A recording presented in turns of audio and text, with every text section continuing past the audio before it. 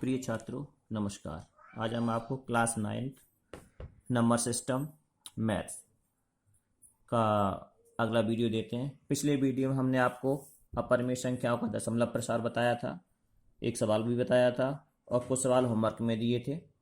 आज हम आपको परिमेय संख्याओं का संख्या रेखा पर निरूपण बताएंगे।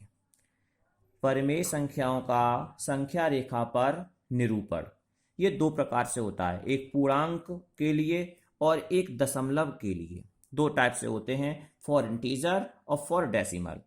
पहली कंडीशन है पूर्णांक के लिए हम लोग संख्या रेखा पर कैसे प्रदर्शित करते हैं। देखिए, माना अनंत लंबाई की एक एक्स वाई रेखा खींचते हैं, एक्स वाई अनंत लंबाई की एक एक्स वाई रेखा खींचते हैं जिसमें प्लस अनंत से लेके माइनस अनंत तक की कंडीशन होती है, दूरी होती है, जिस पर कोई बिंदु ओ लीजिए। हमने एक बिंदु ओ लिया जिसे 0 से प्रदर्शित करते हैं, ओ लीजिए।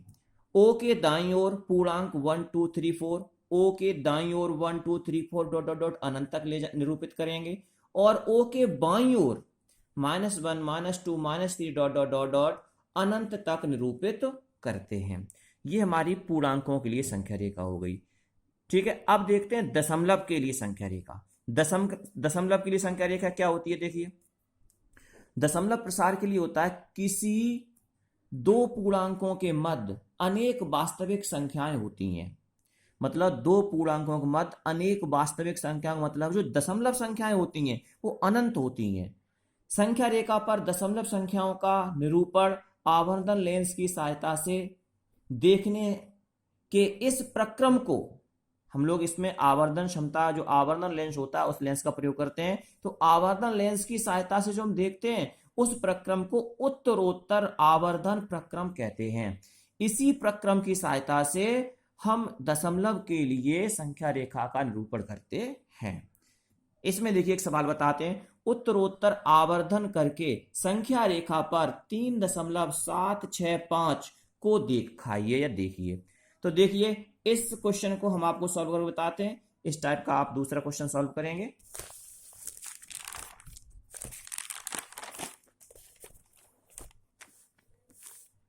देखिए, सबसे पहले हम क्या देखेंगे, हम देखेंगे एक संख्या आपकी, जो आपको संख्या दे रखी है वो आपकी संख्या है 3.765, 3.765।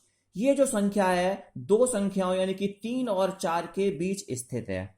किस किस के बीच? 3 और 4 के बीच स्थित है। ये क्योंकि 3 दशमलव है और 4 से छोटी है तो 3 और 4 के बीच स्थित हो गई। अतः 3 तथा 4 के बीच की दूरी को समान 10 भागों में विभाजित करें। हमने एक ये रेखा बना रखी है, ये 3 से 4 के बीच की दूरी है, तो 3 से 4 के बीच में समान 10 भाग लिए हैं, समान 10 भाग आप लेंगे, जिसमें आवर्धन शीशे की सहायता का आप प्रयोग करेंगे। ये हमने एक बना रखा है, ये आवर्धन शीशा है जिससे आपको वही बिंदु फोकस किए जा रहे हैं। हमने इसमें 10 भाग किए, 3.0, 3.1, 3.2 से लेके 4.0 पर। और हमने इसमें देखा कि इस संख्या में जो आपका 3.765 संख्या आ रही है वो 3.7 और 3.8 के बीच आ रही है। 3.7 और 3.8 के बीच आ रही है। अब 3.7 और 3.8 के बीच के 10 भाग करेंगे। 3.7 और 3.8 के बीच के 10 भाग करेंगे। दूसरे चित्र में हमने करे हैं 10 भाग। तो हमने अब क्या किया, 3.70, 3.71, 3.72 से लेके 3.79 और 3.8 तक, यानी इन दोनों संख्याओं के बीच के 10 भाग किए। अब हमने ये देखा कि हमारी दूसरी स्थिति कहती है कि 3.765 जो संख्या है वो 3.76 और 3.77 के मध्य स्थित होगी। जो आपकी संख्या 3.765 है वो आपकी संख्या 3.76 और 3.77 के मध्य स्थित होगी।